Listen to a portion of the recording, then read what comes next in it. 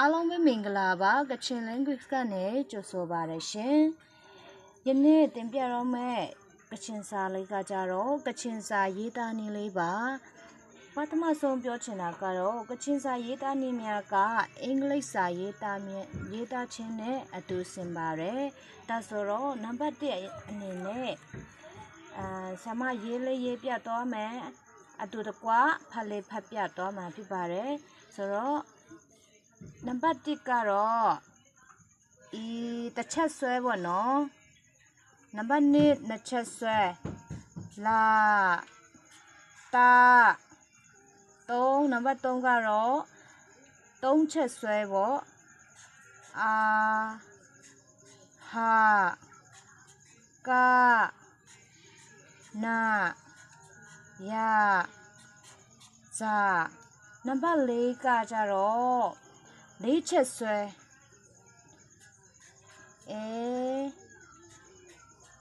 မဝနံပါတ်5လေးကကြတော့5ချက်ဆွဲလေးပါ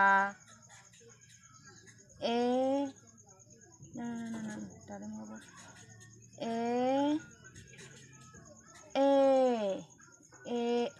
ေါ့နံပါတ်6လေးကကြတော့ဝိုင်းပြီးမှရေးရတဲ့စကားလုံးလေးတွင်ပါစီကစလေးပါနံပါတ်9လေးကကြတော့မင်းဖြောင်နဲ့မင်းကွေးများပေါင်းပြီးရေးသားရတော့စကားလုံးများဖြစ်ပါတယ်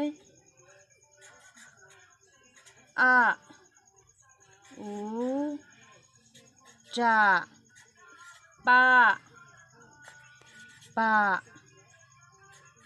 ရတာနံပါတ်8လေးကကြတော့နှလုံးပေါင်းဝဟာရပေါ့နော်စကားလုံးပေါင်းနှလုံးဖြင့်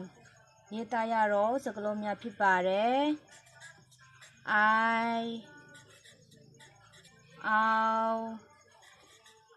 we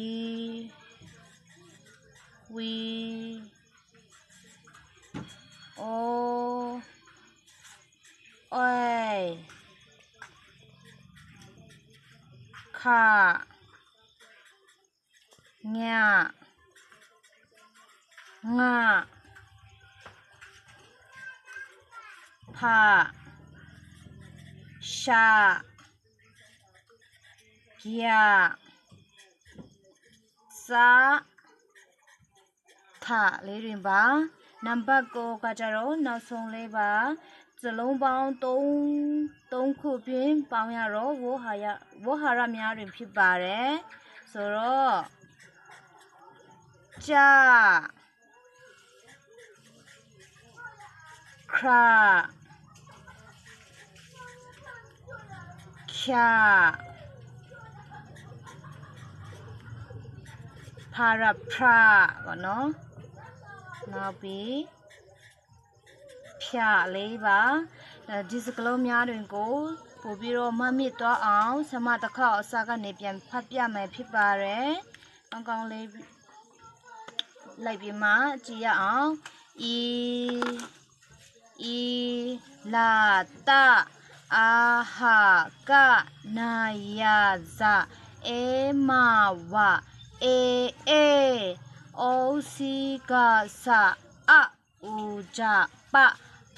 ရတာအိုဝီအိုအိုင်ခညငါဖရှာကြစထကြခရာချဖရာဖြလေးပါဒါကိုလေ့လာခြင်းအပြင်စကားလုံးများကိုပေါင်းတပ်ပေါ်မှာဖြစ်ပါတယ်အားလုံးပဲကျေးဇူးတင်ပါတယ်